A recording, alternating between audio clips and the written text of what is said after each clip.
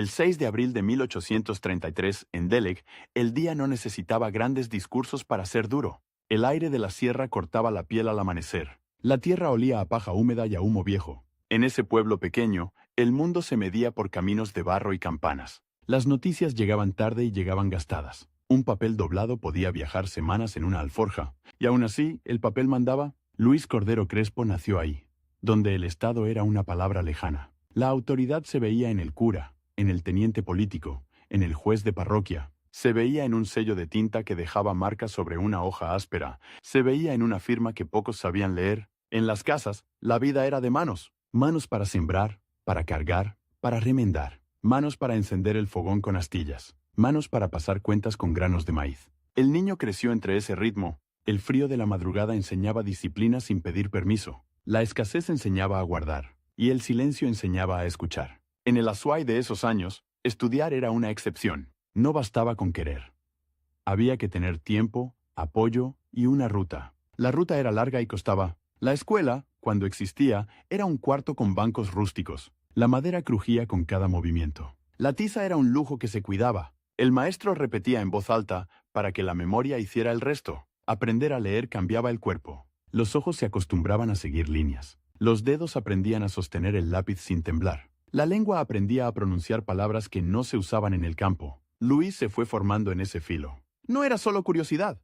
Era una necesidad de orden. Como si el mundo, escrito, pudiera volverse menos incierto. En Cuenca, la ciudad imponía otro sonido. Piedra bajo los zapatos.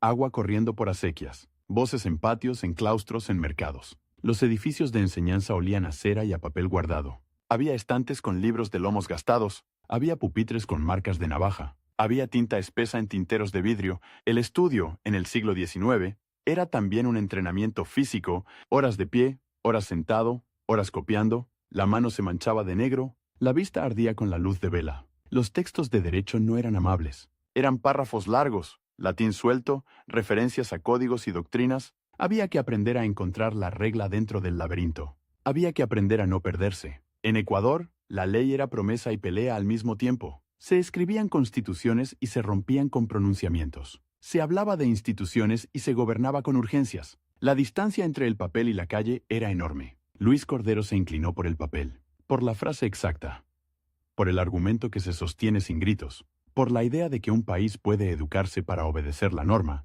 Pero no era un hombre de una sola herramienta. También escribía versos.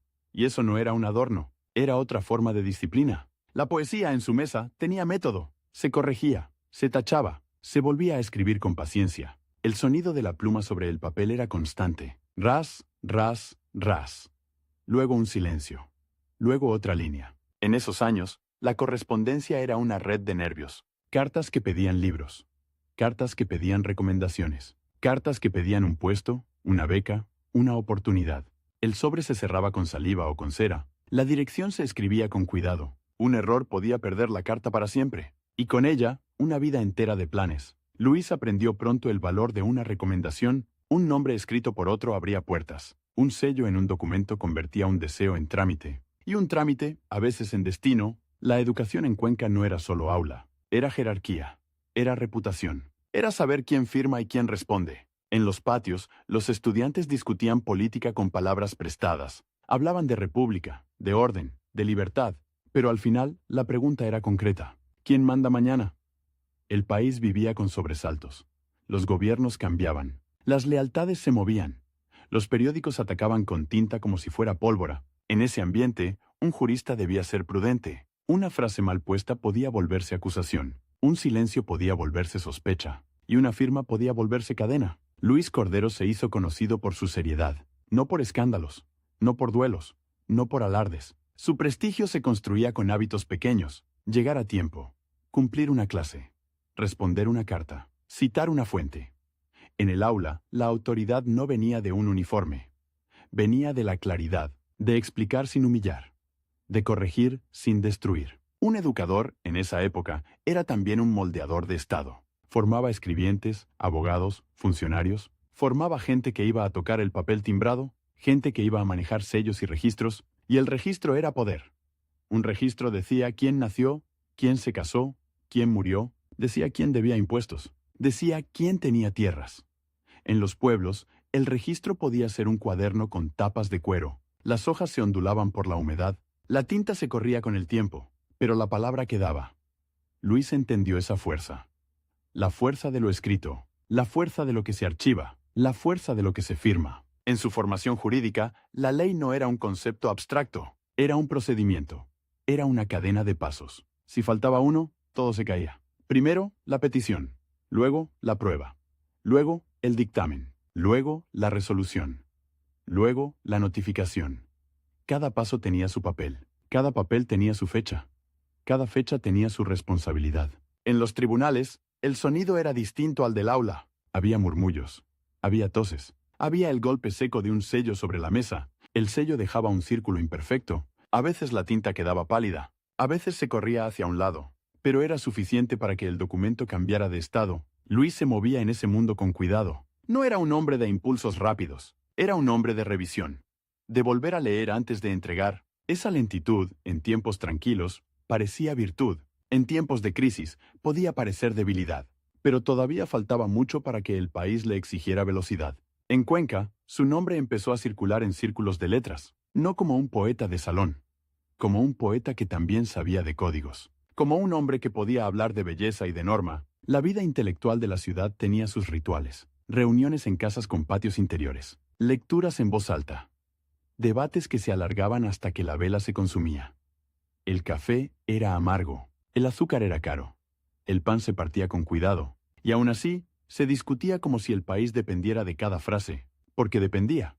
En un estado frágil, las ideas se vuelven armas, y los hombres de pluma pueden terminar en el centro del fuego. Luis Cordero no nació para el cuartel, no se le conoce por marchas ni por batallas. Su campo era el escritorio, su herramienta era la palabra, pero la palabra, en Ecuador, no se quedaba quieta. Saltaba del libro al periódico, del periódico al Congreso, del Congreso a la calle, y la calle tenía memoria. Recordaba nombres, recordaba firmas, recordaba promesas. En su juventud y madurez temprana, Luis fue acumulando capital moral. No era dinero, era confianza. Era la idea de que su conducta era previsible. Esa previsibilidad era rara. En un país donde muchos cambiaban de bando, él parecía constante. En un país de caudillos, él parecía civil. En un país de urgencias, él parecía método. La educación para él no era un discurso bonito, era una infraestructura. Libros, maestros, horarios, exámenes, disciplina. Un examen, en esos años, podía ser oral. El estudiante se paraba frente a un jurado. Las manos sudaban. La voz se quebraba. El jurado preguntaba artículos, definiciones, principios. No había margen para improvisar. La memoria era una herramienta de supervivencia. Luis conocía ese miedo. Y por eso valoraba el estudio como una forma de dignidad. Quien estudia, se defiende. Quien escribe, deja rastro. En su entorno, la religión seguía marcando el calendario. Fiestas, procesiones, misas. El sonido de las campanas ordenaba la semana. La moral pública se vigilaba con ojos atentos. Un rumor podía arruinar una carrera. Una acusación podía cerrar puertas. La reputación era un vidrio fino. Luis cuidaba ese vidrio. No por vanidad, por estrategia, porque sabía que un hombre público vive de credibilidad. En los archivos, su letra se volvía presencia. En actas, en informes, en cartas, la letra es una huella. Y la huella, con el tiempo, se vuelve prueba. En el Ecuador del siglo XIX, la distancia entre provincias y capital era política. Quito miraba al sur con recelo. Guayaquil miraba a la sierra con impaciencia. Las regiones competían por recursos y por influencia. Cuenca, con su tradición intelectual, buscaba peso propio, y un hombre como Cordero podía representar esa aspiración, no con armas, con prestigio. El prestigio no se compra rápido, se acumula con años, con textos publicados, con alumnos formados, con decisiones que no se contradicen. En su mesa, el orden era parte del carácter. Papeles apilados, cartas clasificadas, libros abiertos con marcas, un tintero siempre a mano. La ropa de un intelectual de provincia no era ostentosa. Tela resistente, botones bien cosidos, zapatos que se lustraban para durar. El dinero, cuando llegaba, se iba en libros y en obligaciones. En una ciudad como Cuenca, todos se conocen, y todos observan. El gasto habla. Luis hablaba poco con el gasto. Hablaba más con el trabajo, y ese trabajo lo fue empujando hacia cargos de mayor responsabilidad. La Universidad de Cuenca era un centro de formación y de prestigio. No era solo un edificio, era una fábrica de funcionarios, abogados, médicos, maestros. Ser rector no era un título decorativo, Era administrar conflictos, era cuidar presupuestos. Era negociar con autoridades. Era decidir qué se enseña y cómo se enseña. Era sostener disciplina sin convertirla en miedo. Era defender la institución cuando la política quería usarla. Luis Cordero llegó a ese rectorado como quien llega a una prueba final, no por azar, por acumulación, por confianza ganada. En los pasillos universitarios, el eco repetía pasos. Los estudiantes corrían tarde a clase. Los profesores discutían programas. Los bedeles cuidaban puertas y llaves. Las llaves eran poder. Abrían bibliotecas. Abrían salas de examen. Abrían archivos. El archivo, en una universidad, es memoria y arma. Ahí están las actas. Ahí están las notas.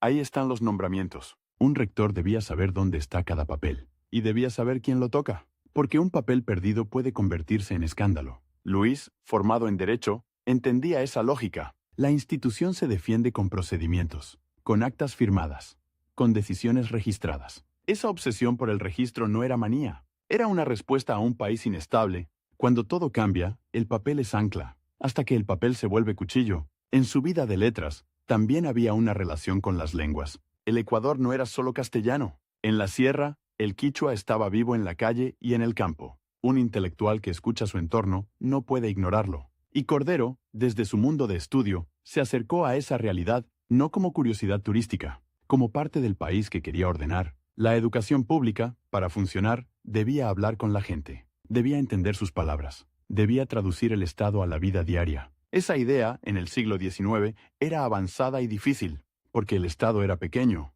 porque los recursos eran pocos, porque la política era feroz. Aún así, él insistía en la escuela y en la ley, insistía en formar, insistía en escribir, insistía en dejar constancia. En su círculo, se le veía como un hombre confiable. Eso atrae. Los partidos buscan rostros confiables cuando necesitan legitimidad. Los gobiernos buscan nombres respetados cuando quieren calmar tensiones. Y el Ecuador vivía de tensiones, tensiones entre conservadores y liberales, tensiones entre regiones, tensiones entre iglesia y Estado. Un hombre de aula podía parecer neutral, podía parecer puente, podía parecer solución. Pero el puente también se pisa, y a veces se rompe. En una mesa de trabajo, una hoja en blanco espera, la hoja no sabe en qué se convertirá. Puede ser un poema, puede ser un dictamen, puede ser un decreto. La tinta es la misma, negra, espesa, con olor metálico. Lo que cambia es el peso de la firma. Luis Cordero, antes de ser figura nacional, fue eso, un hombre que aprendió a respetar el papel, un hombre que creyó que el país podía sostenerse con educación, un hombre que confió en la ley como columna. Esa confianza se construyó en años de provincia, en mañanas frías, en noches de vela, en aulas con bancos duros, en tribunales con sellos gastados, y mientras su nombre crecía, el país seguía siendo frágil. Los rumores viajaban más rápido que los expedientes. Los intereses se escondían detrás de intermediarios, las decisiones se tomaban en cuartos cerrados. En un escritorio, una carta puede parecer inocente, una solicitud, una recomendación, un favor pequeño. Pero en un estado débil, los favores se acumulan, y un día,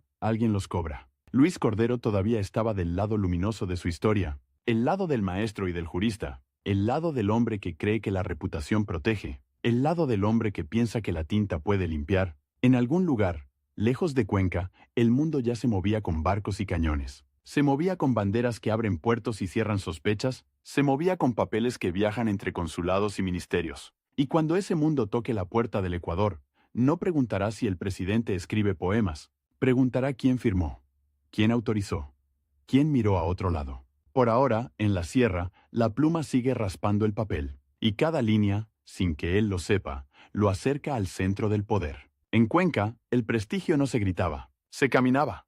Se veía en la forma de saludar en la plaza, se veía en la puntualidad de una clase. Luis Cordero ya no era solo un nombre en cuadernos. Era una firma que empezaba a pesar en oficinas, una firma que otros buscaban para respaldarse. La ciudad tenía su propio reloj. Amanecía con agua fría en las acequias. El mercado abría con olor a cuero húmedo y a maíz tostado. Los pregones chocaban con el repique de campanas. En ese ruido, la Universidad de Cuenca era un refugio y un campo de batalla. ¿No había fusiles en los pasillos? Había papeles, había nombramientos, había rivalidades que se escribían con tinta. Ser rector significaba vivir rodeado de llaves. Llaves de aulas, llaves de la biblioteca, llaves del archivo donde dormían actas y expedientes. El archivo no era un cuarto silencioso, era un lugar con polvo fino que se pegaba a la garganta. con estantes de madera que crujían al tocarse, con legajos atados con cordel, apretados como si fueran paquetes de pan. Cada legajo tenía un olor distinto: papel viejo, tinta seca, cera de sellos, humedad de invierno. Un rector debía saber qué se guarda y qué se pierde, porque perder un acta era perder autoridad. Y la autoridad, en Ecuador, se defendía con pruebas. Las actas se escribían a mano, se copiaban con paciencia, se firmaban con pluma de metal o de ave, y luego se cerraban con un sello que dejaba un relieve áspero. Había días en que el rectorado era pura administración: revisar listas de alumnos, aprobar horarios, resolver quejas por exámenes, firmar certificados con fecha exacta. Y había días en que el rectorado era política pura. Un profesor pedía aumento, otro pedía protección, un tercero pedía que se le perdone una ausencia. Las peticiones llegaban dobladas en 4, con bordes gastados por el viaje, con manchas de grasa de cocina, con letras temblorosas de quien no escribe seguido. Algunas venían con frases largas y respetuosas, otras venían con amenazas disfrazadas. Por el bien de la juventud, decían. Por la tranquilidad pública, decían. Luis leía todo. No por curiosidad, por método, porque sabía que una frase mal entendida se vuelve rumor. En su escritorio, el orden era una defensa. Papeles por fecha, cartas por remitente, copias guardadas como si fueran testigos. La mesa tenía marcas de tinta, pequeños cráteres donde la pluma se apoyó con fuerza. Y al lado, un tintero pesado, de vidrio oscuro. La tinta olía a hierro. Cuando firmaba, no hacía un gesto teatral. Apoyaba la mano, respiraba, y dejaba la línea final con calma. Esa calma era su capital. En un país donde la gente se acostumbró a los sobresaltos, la calma parecía virtud, y la virtud, en política, se usa como escudo. Cuenca miraba a Quito con distancia, y Quito miraba a Cuenca con cálculo. La capital necesitaba aliados en el sur, y el sur necesitaba que lo tomen en serio. Los periódicos eran el puente y el cuchillo. Llegaban con días de atraso, pero llegaban cargados. Tinta fresca, papel áspero, titulares que mordían. En las imprentas, el trabajo era físico, tipos de metal alineados a mano, rodillos con tinta espesa. El golpe de la prensa como un martillo repetido. Un artículo podía levantar una carrera o podía hundirla, y a veces bastaba una insinuación. Luis entendía ese peligro, por eso cuidaba el tono, por eso evitaba el insulto, por eso prefería el argumento, pero el argumento no siempre gana. A veces gana el grito, a veces gana la sospecha. En la universidad, los jóvenes discutían el país como si lo tuvieran en las manos. Hablaban de constituciones, hablaban de libertad de imprenta, hablaban de la iglesia y del Estado. Luego salían al patio. Y el patio olía a piedra mojada y a sudor de carrera. La discusión seguía con la misma intensidad. Luis los miraba con una mezcla de orgullo y preocupación. Porque esos jóvenes serían jueces, secretarios, diputados, serían los que firman, serían los que acusan. La educación, para él, era una fábrica de hábitos. Aprender a leer bien. Aprender a escribir sin trampas. Aprender a citar sin inventar. En derecho, el detalle era todo. Una fecha cambia un caso. Un nombre mal escrito cambia a un propietario. Un sello mal puesto cambia una sentencia. Esa obsesión por el detalle lo hizo útil. Y lo útil, en política, se llama a la mesa. Las redes políticas del siglo XIX no eran reuniones elegantes, eran visitas, eran cartas, eran favores. Eran promesas que se decían en voz baja. Un emisario llegaba a su casa con el sombrero en la mano. Traía una carta doblada y sellada. A veces traía también un paquete pequeño, un libro, un ejemplar de periódico, un dulce para la familia. El mensaje casi nunca era directo. Se hablaba del clima, se hablaba de la salud, se hablaba de la situación del país como si fuera un rumor lejano. Y luego venía la frase real. Se necesita un hombre de confianza. Se necesita un hombre respetado. Se necesita alguien que no divida. Luis escuchaba. No respondía con prisa. Pedía tiempo, pedía ver papeles. Esa costumbre de pedir papeles irritaba a algunos, porque la política quería velocidad, y él quería constancia. En Quito, los ministerios funcionaban con una mezcla de formalidad y urgencia.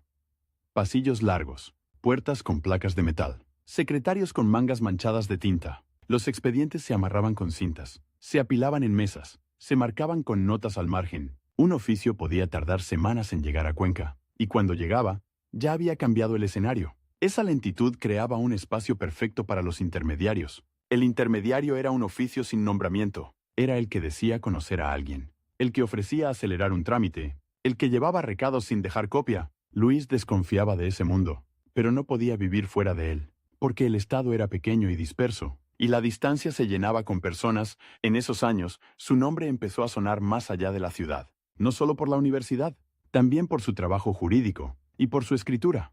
La escritura le daba una ventaja extra. Un texto viaja donde el cuerpo no llega. Un poema se repite en una tertulia. Un artículo se recorta y se guarda. En casas con patios interiores se leía en voz alta. La voz rebotaba en paredes encaladas. El aire olía a cera y a madera, y alguien asentía en silencio. La reputación se construía así, con testigos, con repeticiones, con la sensación de que ese hombre no improvisa. Pero la reputación también crea expectativas, y las expectativas se convierten en presión. En el Ecuador de fines del siglo XIX, la polarización era una costumbre. Conservadores y liberales se miraban como enemigos inevitables. La Iglesia era un poder real. El anticlericalismo también era real. Las regiones tenían sus propios orgullos. Guayaquil defendía su comercio y su puerto. Quito defendía su centralidad. Cuenca defendía su tradición intelectual. En ese mapa, un civil de la SUAY podía servir como equilibrio. No era un caudillo con tropa. No era un comerciante con flota. Era un hombre de papel. Y el papel, en un estado frágil, puede ser más fuerte que un sable.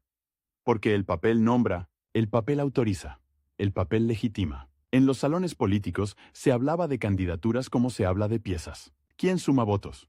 ¿Quién calma a la prensa? ¿Quién no asusta a los militares? Luis no era el que encendía multitudes, era el que tranquilizaba. Y esa cualidad, en tiempos tensos, se vuelve moneda. Las conversaciones sobre su futuro no siempre le llegaban de frente, le llegaban como ecos. Un amigo que menciona un rumor, un colega que pregunta si aceptaría un cargo, un adversario que lo mide con una sonrisa fría. Él seguía con su rutina. Clases, reuniones, firmas, lecturas nocturnas con luz de vela. La vela dejaba un olor dulce y pesado. La llama temblaba con el viento que se colaba por una rendija, y la sombra de su mano se movía sobre el papel. En esa intimidad, la política parecía lejos, pero la política ya estaba en su puerta. Un día, la invitación llegó con forma concreta. No era un rumor. Era una carta formal, papel más fino que el habitual. La letra era segura. El tono era respetuoso. Y el pedido era claro. Se le solicitaba asumir responsabilidades nacionales. En el siglo XIX, aceptar un cargo no era solo ambición. Era exponerse. Era dejar la protección de la provincia. Era entrar en un espacio donde cada gesto se interpreta. Luis lo sabía. Por eso consultaba, por eso escribía borradores de respuesta, por eso preguntaba por condiciones. Las condiciones importaban. ¿Quién lo apoyaría?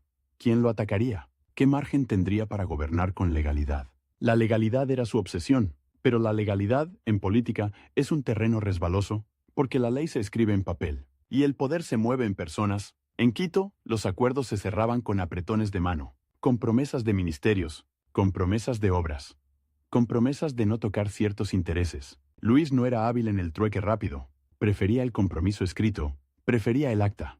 Prefería el documento que se pueda mostrar. Eso lo hacía confiable para unos, y lo hacía incómodo para otros. Su ascenso no fue un salto repentino, fue una escalera de responsabilidades. Cada peldaño lo alejaba del aula, y lo acercaba a la maquinaria del Estado. La maquinaria tenía su propio sonido, plumas raspando sin descanso, sellos golpeando madera, pasos apurados en corredores. También tenía su propio olor, papel recién abierto, tinta derramada, sudor de oficina cerrada. En ese mundo, un error se multiplica, un oficio mal redactado se copia, una cifra mal puesta se repite, y cuando se descubre, ya es tarde. Luis se volvió un hombre de consulta. Le pedían opinión sobre leyes, le pedían dictámenes, le pedían que ponga su nombre en comisiones. Una comisión era una mesa con sillas desiguales, un secretario tomando notas, un reloj que marcaba el tiempo con impaciencia, y discusiones que terminaban sin acuerdo. Aún así, esas comisiones construían poder, porque el que redacta decide el marco, y el que decide el marco condiciona el resultado. Luis redactaba con cuidado, evitaba adjetivos innecesarios, buscaba definiciones precisas, dejaba menos espacio para la trampa. Pero la trampa siempre encuentra espacio, a veces en una palabra ambigua, a veces en un artículo que nadie lee, a veces en un anexo que se firma sin revisar. En la vida pública, su imagen se consolidaba como la de un conciliador. No era un hombre de plaza. ¿Era un hombre de despacho? Eso atraía a quienes temían el desorden. El país venía de ciclos de inestabilidad, gobiernos que caen, alianzas que se rompen, pronunciamientos que cambian todo en una noche. En ese contexto, un civil con prestigio cultural parecía una salida, un rostro que no huele a pólvora, un nombre que no suena a venganza, un hombre que puede sentarse con adversarios, Pero sentarse con adversarios tiene precio. Se cede en algo. Se calla algo.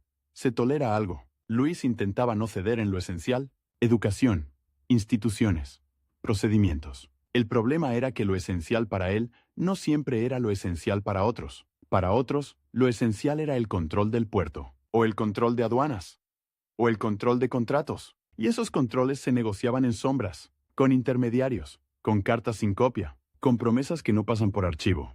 En Cuenca, mientras tanto, la vida seguía con su ritmo. Lluvias que hinchan los ríos, calles que se vuelven barro, zapatos que se gastan en piedra. Luis caminaba con la cabeza llena de asuntos nacionales, pero todavía tenía que resolver lo local. Un alumno expulsado, un profesor enfermo, un presupuesto que no alcanza. El presupuesto era una pelea constante. La universidad dependía de asignaciones irregulares. A veces llegaban tarde, a veces llegaban incompletas. Se pagaba con retraso, se compraba papel al fiado, se reparaban bancos con clavos reutilizados. Esa precariedad le enseñó algo duro. El Estado promete más de lo que puede cumplir. Y cuando no cumple, alguien paga el costo. Esa lección lo acompañó cuando su nombre empezó a sonar para la presidencia. Porque la presidencia, en Ecuador, no era un trono, era una silla caliente.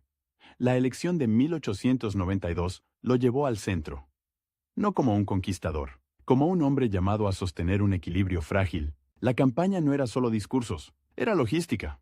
Era convencer a notables, era asegurar apoyos en provincias. Los votos se contaban en un país donde muchos no votaban, donde el sufragio era limitado, donde el poder real se concentraba en redes. Las redes se movían con cartas, con telegramas cuando había línea, con mensajeros a caballo cuando no la había. El telegrama era una maravilla y una amenaza. Frases cortas, palabras caras, urgencia comprimida en pocas líneas. Un telegrama podía decir: apoyo confirmado. O podía decir: se rompe acuerdo.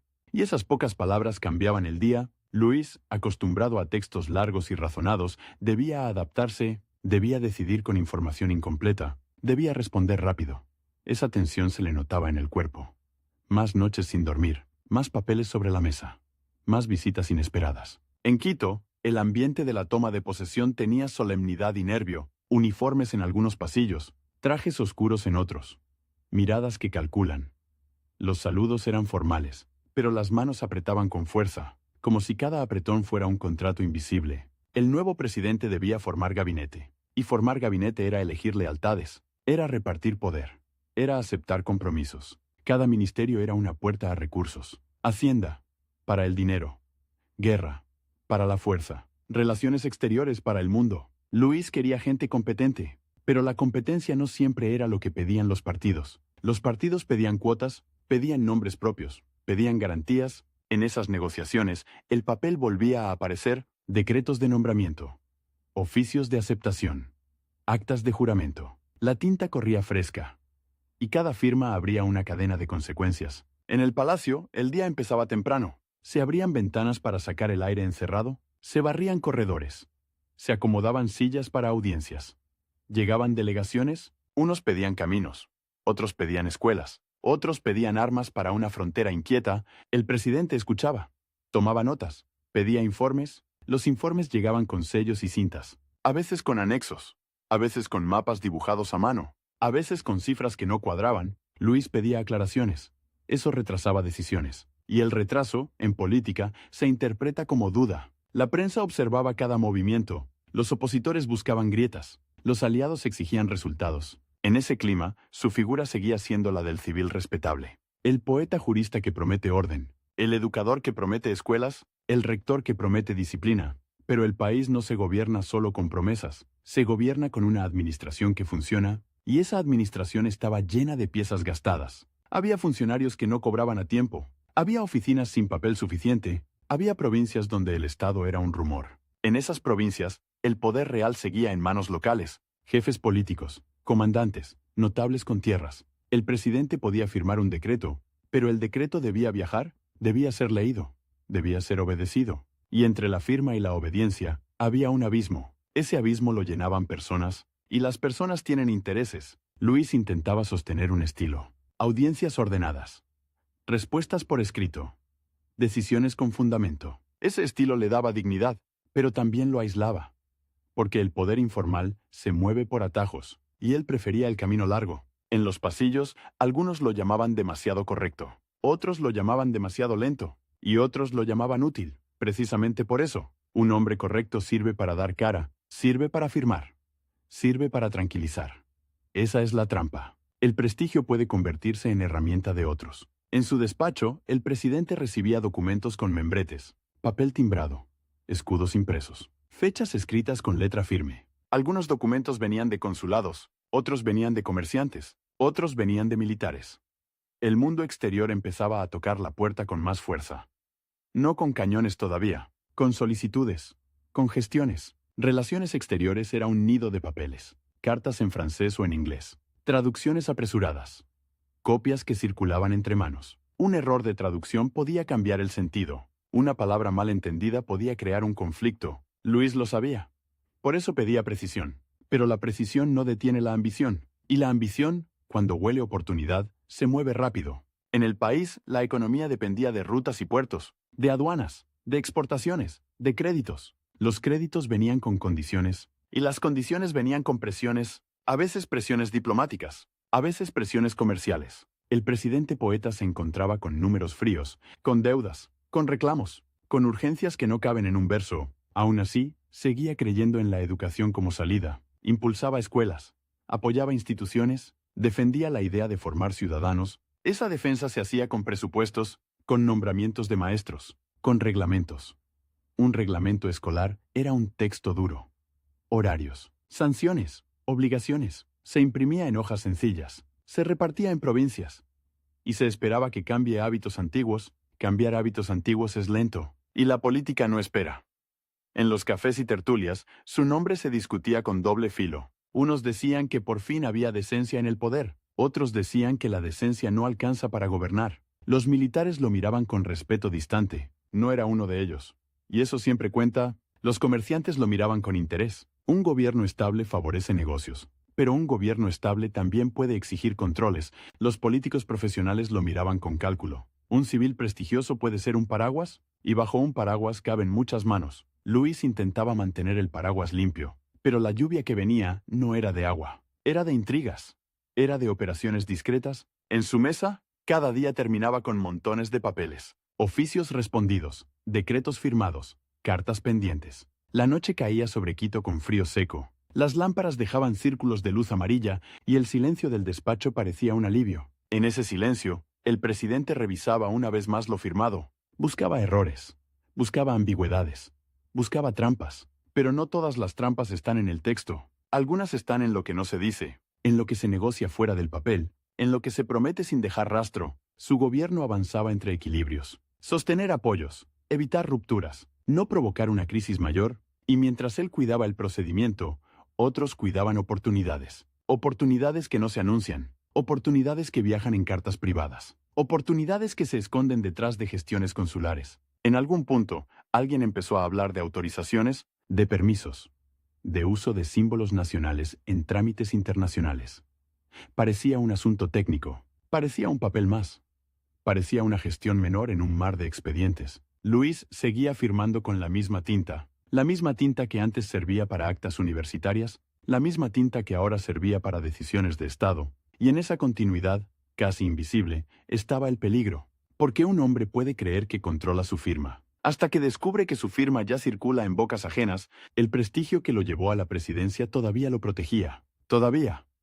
Pero ya había un murmullo nuevo en los corredores. Un murmullo que olía a puerto, a negocios y a banderas que viajan demasiado lejos. El murmullo no venía de Quito. Venía del agua.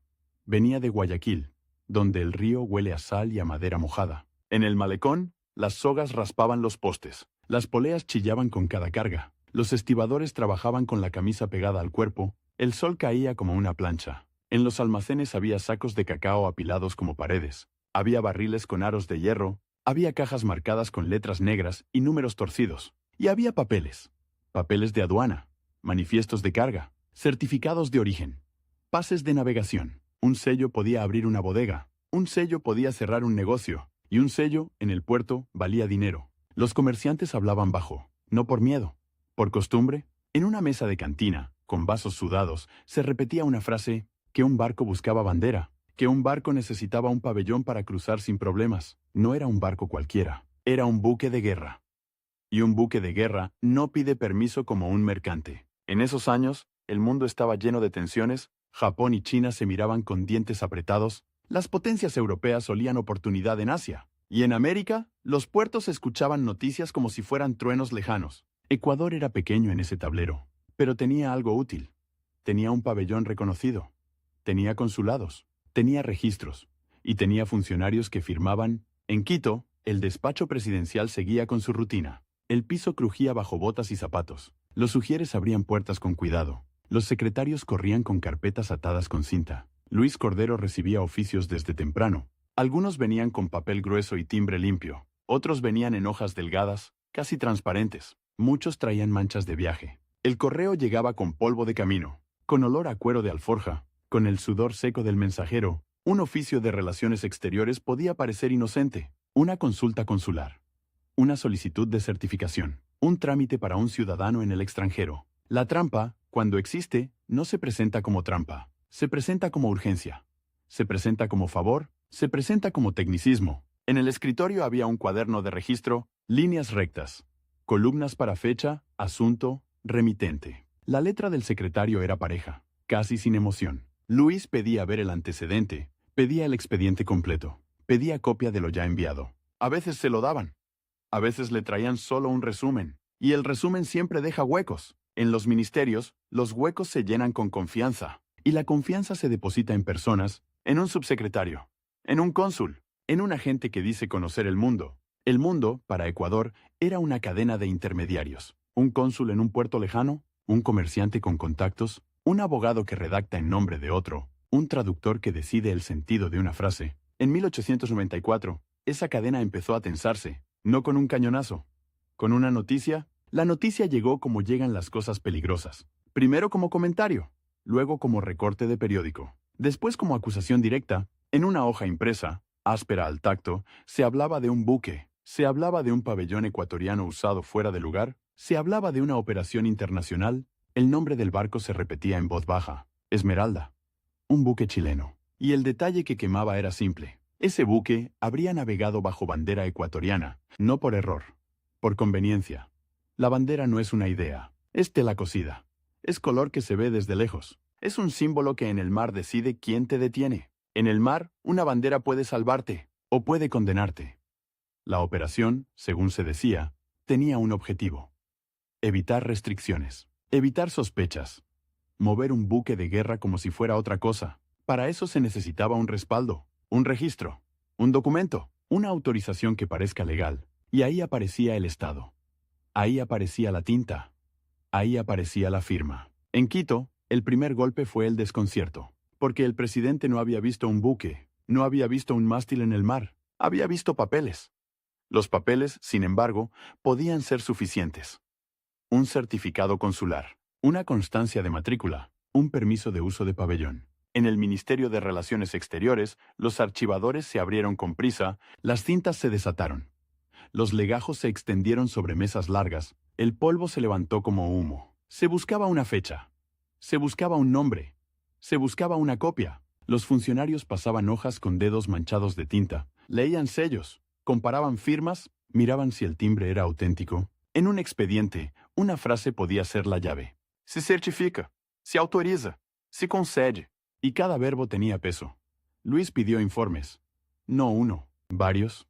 Quería saber quién inició la gestión. Quería saber por qué se aceptó. Quería saber qué se entendió exactamente. Las respuestas no llegaban limpias. Llegaban con excusas. Llegaban con vacíos. Llegaban con nombres que se pasaban la culpa como una moneda caliente. Un cónsul podía decir que actuó por instrucciones. Un ministro podía decir que fue un trámite menor. Un agente privado podía decir que todo estaba arreglado. En el centro de todo estaba la misma fragilidad. El Estado no veía el mar. Veía cartas. Veía telegramas, veía traducciones. Y el mar no espera. En Guayaquil, la conversación se volvió más dura. Los periódicos del puerto olían a tinta fresca y a humedad. Se vendían en esquinas con gritos rápidos. La gente los doblaba bajo el brazo como si fueran armas. En los cafés, los hombres golpeaban la mesa con el dedo. Decían que la bandera se había vendido. Decían que el honor se había alquilado. Decían que alguien cobró. La palabra venta se pegó al caso como brea. Y la brea no se quita con discursos. En Quito, el Congreso empezó a moverse. Los pasillos se llenaron de murmullos. Los diputados se agrupaban en corrillos. Unos hablaban con indignación real. Otros olían oportunidad política. Se pedían interpelaciones. Se pedían nombres. Se pedían documentos originales. Luis sentía el reloj. No el reloj de pared. El reloj de la calle. Cada día sin explicación era un día de sospecha. Cada día de silencio era un día de titulares. Cada día de demora era un día de pérdida. En su despacho, la mesa se llenó de copias. Copias con márgenes anotados. Copias con subrayados.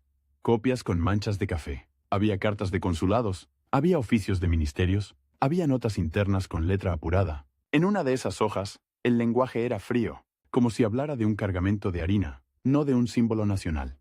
Luis leía y volvía a leer, buscaba el punto exacto donde el Estado se había dejado usar. Porque el Estado en ese caso era él. Era su gobierno. Era su responsabilidad. La mecánica del escándalo era sucia por simple. Un buque de guerra necesitaba cobertura. Alguien ofreció una cobertura. Esa cobertura se construyó con papeles. Los papeles se obtuvieron con contactos. Los contactos tocaron puertas oficiales. Y en algún punto, una oficina ecuatoriana emitió un documento. Con sello. Con fecha. Con apariencia de legalidad. No hacía falta que el presidente escribiera cada línea. Bastaba con que el sistema lo permitiera. Bastaba con que nadie frenara a tiempo. Luis preguntó por el origen del trámite. ¿Quién lo solicitó? ¿En nombre de quién? ¿Con qué argumentos? Le hablaron de gestiones en el exterior. Le hablaron de un buque que necesitaba papeles. Le hablaron de una operación que se presentó como comercial. El detalle era crucial. Si se presentó como comercial, el engaño era doble. Porque un buque de guerra no es mercancía. Es fuerza. Es amenaza. En el archivo se buscaban las firmas. Se comparaban trazos. Se miraba la presión de la pluma. Se miraba si la tinta era uniforme. Una firma falsa se nota a veces en el temblor, en el trazo inseguro, en la curva que no coincide, pero una firma auténtica en un documento equivocado es peor, porque no se puede negar. Solo se puede explicar. Y explicar, en política, es caminar sobre vidrio. En el palacio, los ministros llegaban con cara cerrada, se sentaban, se quitaban el sombrero, dejaban el sombrero sobre las rodillas como si pesara. Se hablaba de responsabilidades, se hablaba de sanciones. Se hablaba de cómo responder a la prensa. Luis insistía en el procedimiento, abrir investigación, reunir pruebas, identificar a los intermediarios, pero el país no quería un expediente, quería un culpable. En las calles, la gente no pedía copias certificadas. Pedía una cabeza política, pedía un gesto, pedía una renuncia. El presidente, formado en el aula y el tribunal, creía en el tiempo de la prueba, creía en el orden del expediente, creía en la lógica de la defensa. La calle creía en el golpe inmediato, en el rumor que se vuelve certeza, en la indignación que no espera. En una tarde fría, llegó un telegrama, pocas palabras, caras palabras, urgencia comprimida. Se hablaba de repercusión internacional, se hablaba de que el asunto ya no era doméstico, se hablaba de que el nombre de Ecuador circulaba en puertos ajenos. Luis apretó el papel entre los dedos. El telegrama dejaba una marca de tinta en la yema, como si el mensaje manchara. Pidió otra vez el expediente completo. Pidió saber qué se había enviado al exterior. Pidió saber si existía autorización formal. En relaciones exteriores, un funcionario admitió algo esencial, que se habían emitido certificaciones, que se había permitido el uso del pabellón en un contexto irregular. No era una confesión heroica, era una frase dicha con voz baja. Como quien sabe que el piso se abre, Luis sintió el peso de su propia estructura de gobierno, porque su estilo, basado en delegar con confianza, tenía un límite, y ese límite era la mala fe de otros. Un presidente no puede estar en cada escritorio, no puede revisar cada sello, no puede leer cada traducción. Pero el país no juzga límites, juzga resultados. En el Congreso, los discursos se volvieron más agresivos. Se hablaba de traición, se hablaba de vergüenza.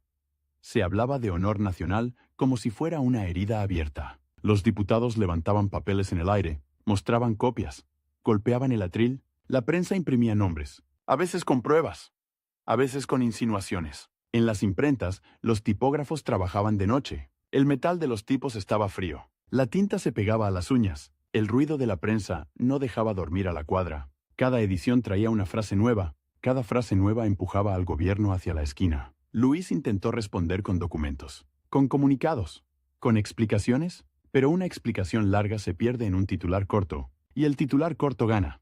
En el palacio, el ambiente cambió. Los saludos se hicieron más secos. Las visitas se hicieron más interesadas. Los aliados empezaron a medir distancia. Un aliado que duda no lo dice de frente. Lo muestra en el cuerpo. Llega tarde. Evita la mirada. Habla de otra cosa. Luis veía esas señales. Y las anotaba en silencio. Una mañana, sobre su mesa, apareció un oficio con tono defensivo. No era una acusación directa, era una justificación anticipada. Decía, en esencia, que todo se hizo por necesidad, que se actuó para proteger intereses nacionales, que se siguieron instrucciones superiores. Luis leyó esa frase varias veces. Instrucciones superiores. Era una forma de arrastrarlo al centro. Si aceptaba esa versión, se volvía autor. Si la negaba, se volvía incapaz de controlar su gobierno. En ambos casos, perdía. En Guayaquil, el puerto seguía trabajando. El cacao seguía saliendo. Los barcos seguían entrando. Pero el aire estaba cargado. En una oficina de aduana, un empleado mojaba la pluma y sellaba papeles sin parar. El sello golpeaba la mesa con un sonido seco. ¡Tac, tac, tac!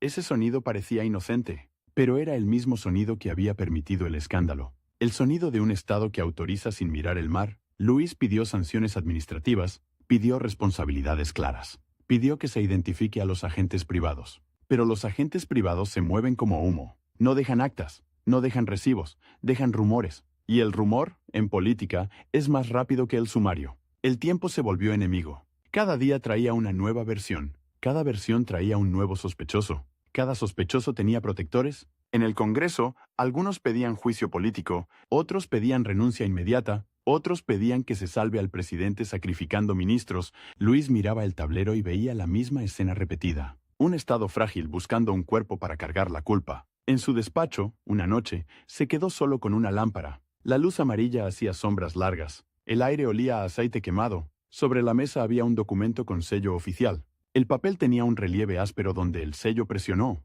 La fecha estaba escrita con claridad. Ese relieve era real. No era un rumor. No era un artículo de prensa. Era una huella. Luis pasó el dedo por el sello. Sintió la rugosidad y entendió que la bandera, en ese caso, no estaba en un mástil. Estaba en un papel.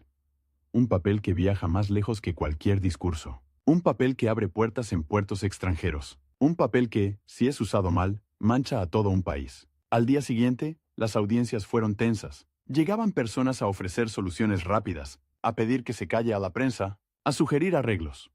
Luis no aceptaba arreglos sin expediente.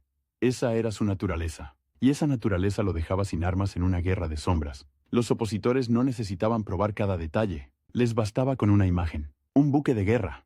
Una bandera ecuatoriana. Un gobierno que no lo impidió. La imagen era más fuerte que cualquier defensa. En algún momento, el caso dejó de ser técnico. Dejó de ser consular. Dejó de ser administrativo. Se volvió moral. Y lo moral no se discute con anexos. Luis intentó sostener la dignidad del cargo. No gritó. No insultó. No buscó venganza. Eso, que en otro tiempo habría sido virtud, ahora parecía debilidad. Porque el país estaba furioso. Y la furia exige ruido. En los corredores del poder se empezó a hablar de salida. De renuncia, de reemplazo. De cómo evitar que el incendio se lleve todo. Los mismos que antes buscaban su firma, ahora buscaban distancia. Los mismos que antes lo llamaban equilibrio, ahora lo llamaban carga. Luis seguía pidiendo papeles, seguía pidiendo pruebas, seguía creyendo que el expediente podía salvarlo. Pero el expediente caminaba, y la calle corría. Una tarde, llegó otra noticia que lo desarmó por completo. No era una opinión, no era un rumor.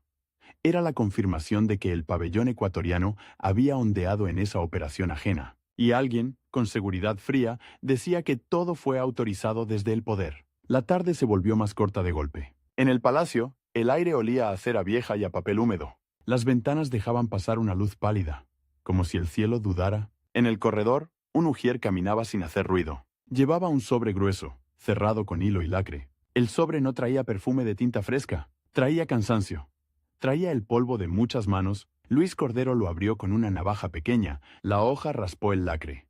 El hilo cedió con un chasquido seco. Dentro venían copias y más copias. Venían telegramas transcritos. Venían notas de Cancillería. Venían recortes pegados con engrudo. En una hoja, la frase estaba escrita con una seguridad que dolía. Se ha usado el pabellón del Ecuador en la navegación del buque Esmeralda. No había adjetivos. No había disculpas. Solo un hecho. Luis apoyó la hoja sobre la mesa. La mesa tenía marcas de pluma y de vasos. En una esquina, una mancha oscura de café parecía un mapa. Él miró esa mancha como si fuera un puerto. Pidió el original. Pidió el registro. Pidió el número de oficio. Pidió la cadena completa. Quería saber quién escribió primero. ¿Quién copió después? ¿Quién selló al final? El secretario volvió con un libro de actas. Era un volumen pesado, de tapas duras. Las hojas estaban amarillas. Olían a cuero y a polvo. En el lomo, el dorado ya se había gastado. El libro se abrió con un crujido. Las páginas se pegaban un poco por la humedad. Había columnas trazadas con regla, fecha, remitente, asunto, destino, observaciones. Luis buscó con el dedo. La yema se manchó de grafito. Encontró una entrada, una fecha, un asunto que parecía pequeño, una certificación consular, un permiso de navegación. El problema era ese. El asunto parecía pequeño, pero el mar no mide con la misma regla. En la sala contigua, un ministro esperaba, tenía el sombrero entre las manos, lo apretaba como si fuera una cuerda. Su bigote temblaba cuando hablaba. No por frío, por miedo. Dijo que el trámite venía de afuera. Dijo que se presentó como una gestión regular. Dijo que se actuó para evitar un conflicto diplomático. Dijo que nadie imaginó un buque de guerra. Luis no levantó la voz. Le pidió nombres. Le pidió fechas. Le pidió copias con firma. Le pidió el texto exacto de lo autorizado. El ministro tragó saliva. Miró al suelo.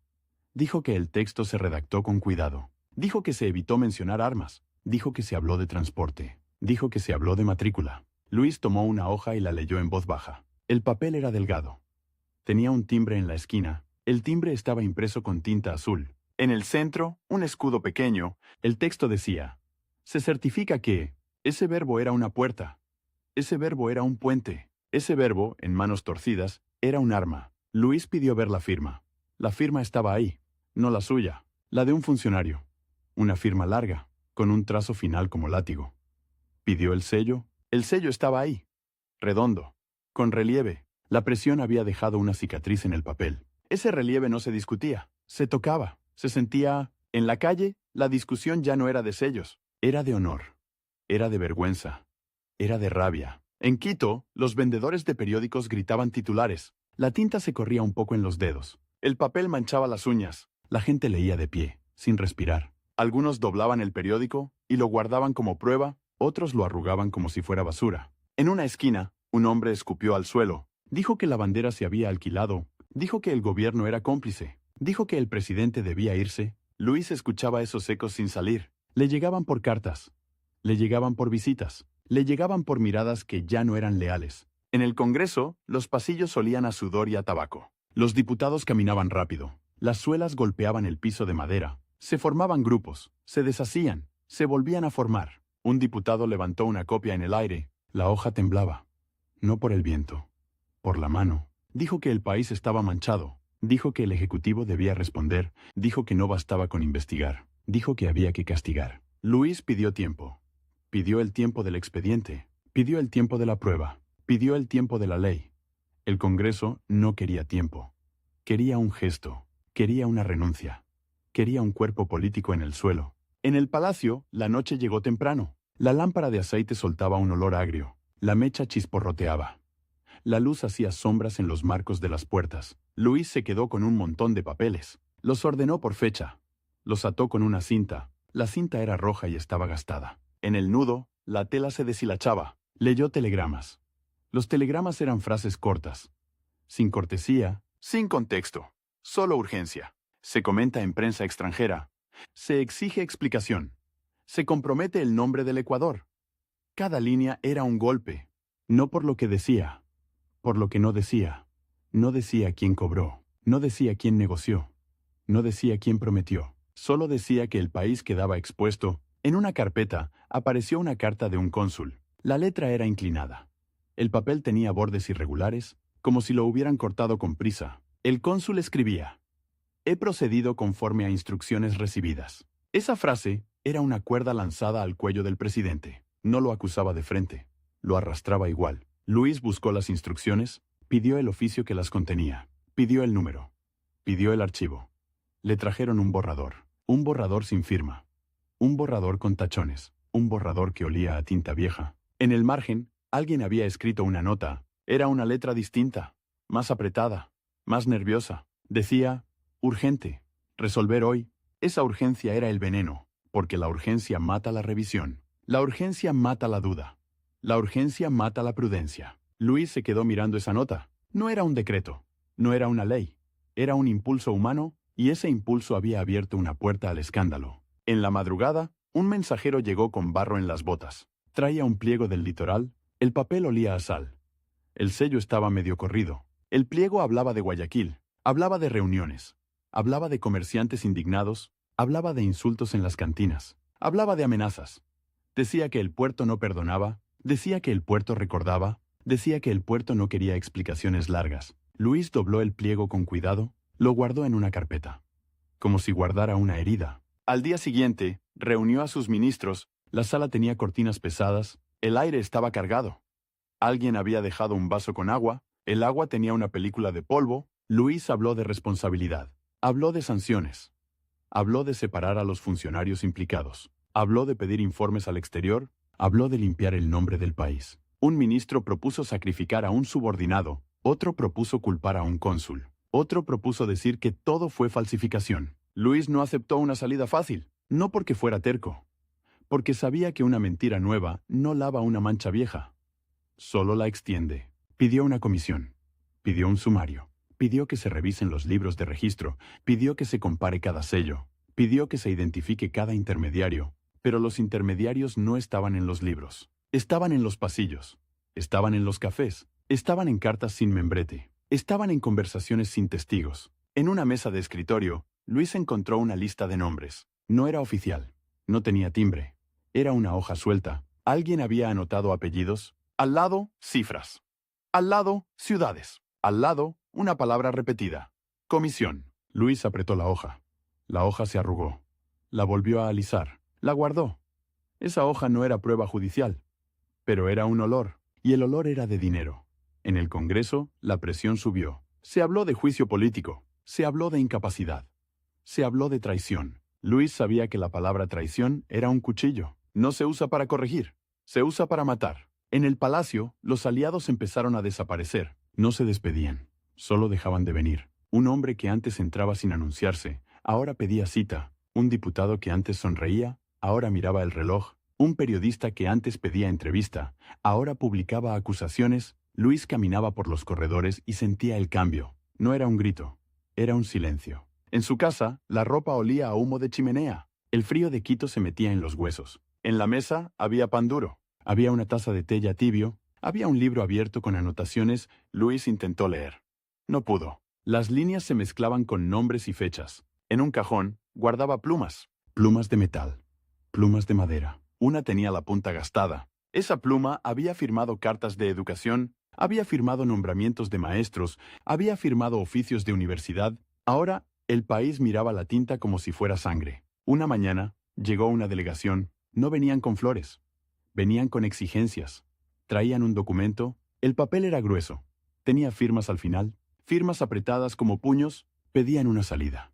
Pedían un gesto que calmara la calle. Pedían que el presidente se aparte para salvar la República. Luis leyó el documento. No lo rompió. No lo tiró. Lo dejó sobre la mesa. Preguntó si eso era una amenaza. Le respondieron con evasivas. Le dijeron que era una necesidad. Le dijeron que el país estaba al borde. Le dijeron que la revolución se olía en el aire. Esa palabra, revolución, no era teoría. Era gente armándose. Era cuarteles inquietos. Era rumores de pronunciamientos. Era caballos ensillados de noche. Luis volvió a pedir el expediente. Quería sostenerse en algo firme, pero el expediente no detenía a una multitud. En el patio del palacio se escuchaban pasos, se escuchaban voces. Se escuchaba el metal de una espada chocando con una hebilla. El poder, en Ecuador, siempre tenía un ruido militar cerca. Luis no era un hombre de cuartel, era un hombre de papel. Y el papel, cuando el viento sopla fuerte, se dobla. En esos días, la bandera dejó de ser un paño en un mástil. Se volvió un objeto de disputa. Se volvió un argumento. Se volvió una acusación. En una plaza, alguien la agitó con furia. La tela se movía como una llama. La gente gritaba. No gritaba por un documento. Gritaba por una sensación. Luis entendió que su permanencia podía incendiar más. Entendió que su nombre ya no calmaba. Entendió que su prestigio de letras no servía contra el barro de la política. La decisión no fue teatral. Fue amarga. Fue administrativa. Fue humana. Se sentó a escribir. La pluma raspó el papel. La tinta tardó un segundo en salir, como si también dudara. La carta de renuncia debía ser clara. No podía sonar a capricho, no podía sonar a derrota. Tenía que sonar a responsabilidad. Escribió con frases medidas. Habló de la paz pública. Habló de la necesidad de evitar sangre. Habló de su disposición a someterse a la investigación. Habló de su conciencia.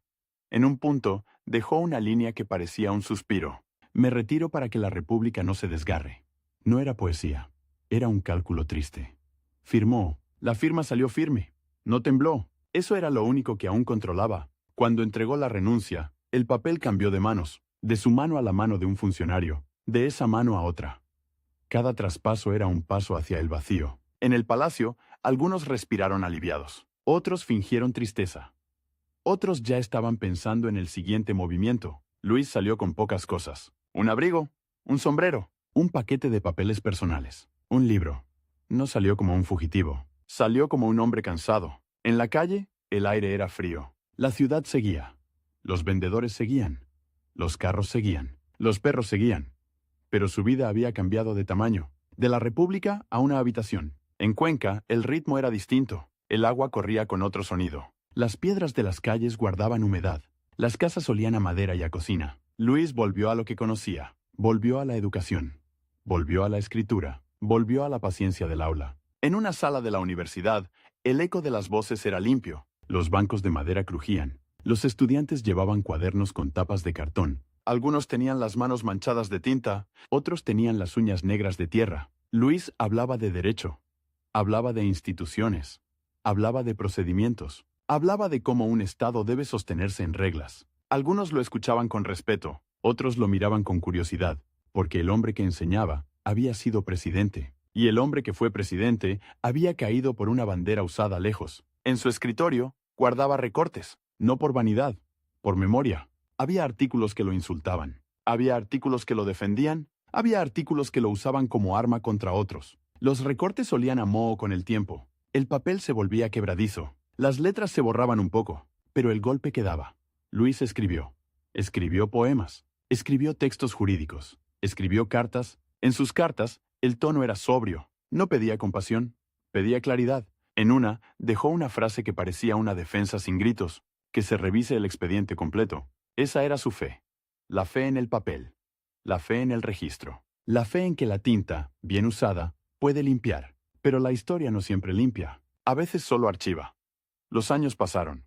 El país cambió de manos, cambió de bandos, cambió de discursos. La gente nueva aprendió el caso como una anécdota, como un ejemplo, como una advertencia. En las conversaciones, su nombre se dividía. Para unos fue ingenuo, para otros fue culpable, para otros fue un hombre que pagó por un sistema débil. Luis envejeció con esa división encima, no como una cadena visible, como una sombra que aparece en ciertas tardes. En su casa, el frío seguía entrando por las rendijas, la leña crepitaba, el humo se pegaba a la ropa. En la mesa siempre había papeles, papeles de alumnos, papeles de poemas, papeles de trámites, papeles de memoria.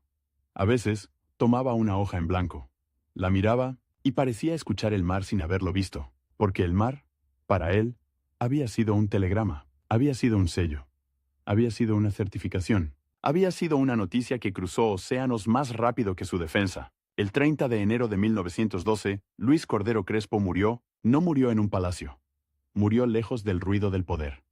Quedaron sus libros, quedaron sus alumnos, quedaron sus cargos en la memoria. Y quedó esa mancha que no se borra con facilidad. Una bandera puede ser tela, puede ser color, puede ser costura, pero también puede ser un registro en un libro, puede ser un sello en un papel. ¿Puede ser una firma que alguien usa para abrir puertas ajenas? Luis pasó la vida creyendo que la ley ordena el mundo, y el mundo le respondió con una operación hecha en sombras, una operación que no necesitó cañones en Quito, solo necesitó tinta.